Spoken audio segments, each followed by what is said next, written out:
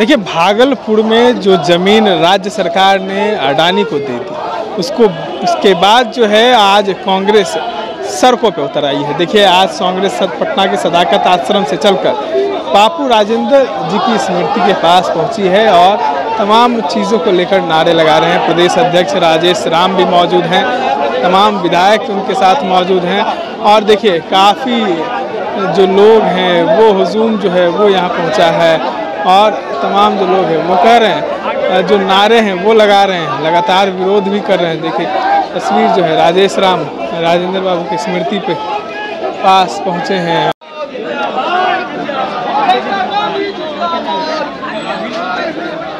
आज ये अडानी के भागलपुर के कहलगांव में पावर जनरेशन के लिए 1 रुपया प्रति एकड़ के हिसाब से जमीन दी गई। इसमें बिहार सरकार चूक क्यों? इसमें अडानी को जो दिए गए किसानों से कोई सहमति या अनुमति नहीं ली गई। आगे से आइए।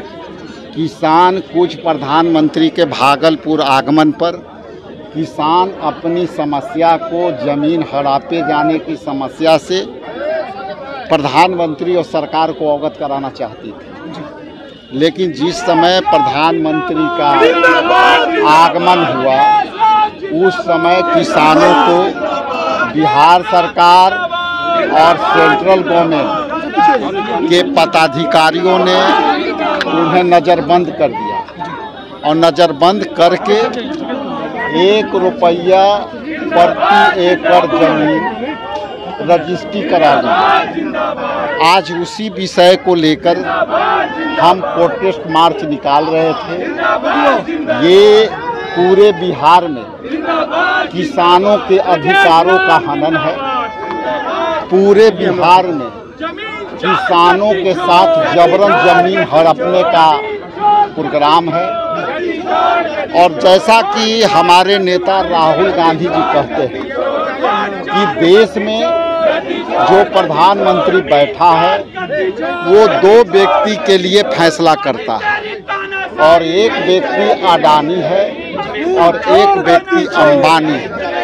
इसलिए ये प्रोटेस्ट हम उस मुद्दों के लेकर के कि जिस तरह से वोटरों के अधिकार से वंचित करने का साजिश था। वोटर अधिकार जो 65,64,000 वोटर के नाम काटे गए, इसीलिए हमारे नेता राहुल गांधी जी हमेशा बोलते हैं कि वोट चोर से यदि जिस देश में सरकार बनेगी ये उसकी अधिकारों की, जनता की अधिकारों की चोरी होगी।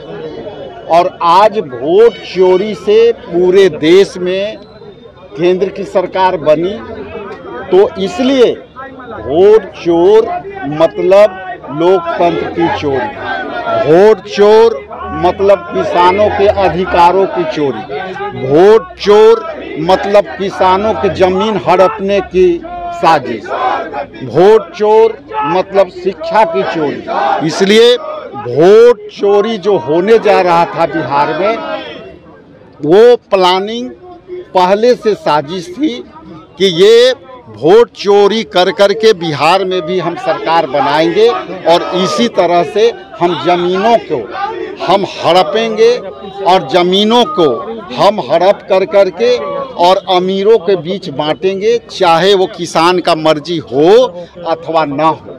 लेकिन आपके चैनल के माध्यम से मैं स्पष्ट कर देता हूं कि ये लड़ाई लंबी लड़नी पड़ेगी। जिस तरह से वोटर अधिकार को लेकर के हम लोगों ने पूरे बिहार में जो लड़ाई लड़ी, अधिकारों की लड़ाई थी, मतदाताओं के अधिकार की लड़ाई थी, आज हम लोग को मोदी और अडानी ने मिल करके इस परिस्थिति में लाके खड़ा कर दिया कि आज किसानों की आवाज़ के लिए भी मुझे लड़ना पड़ेगा।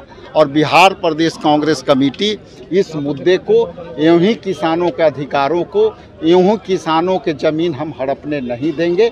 हम सरकार के आने वाले समय में हम पूरी आंदोलन की तैयारी करेंगे और हमारा CWC को जो 24 तारीख के बिहार में बैठक है उसमें हम एक प्रस्ताव लाएंगे और निंदा प्रस्ताव ला करके हम अडानी, अंबानी और जो है मोदी जी के खिलाफ निंदा प्रस्ताव ला करके जनता के लिए, जनता के हित के लिए, किसानों के अधिकारों के लिए हम ये निंदा प्रस्ताव लाएंगे।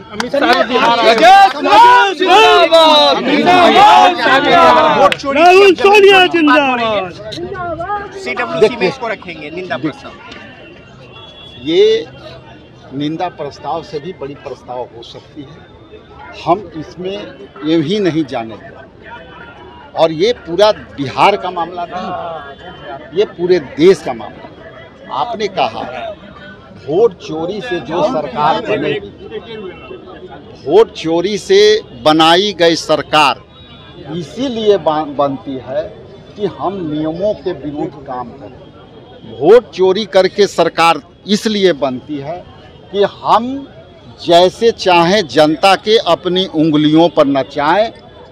वोट चोरी करके सरकार बनाने के लिए, लोकतंत्र में संविधान खत्म करने के लिए चोरी करें। इसलिए ये तो सारा मामला वोट चोरी से जुड़ा हुआ है, इसलिए हम इसका प्रतिकार करेंगे। अमित शाह भी बिहार आए।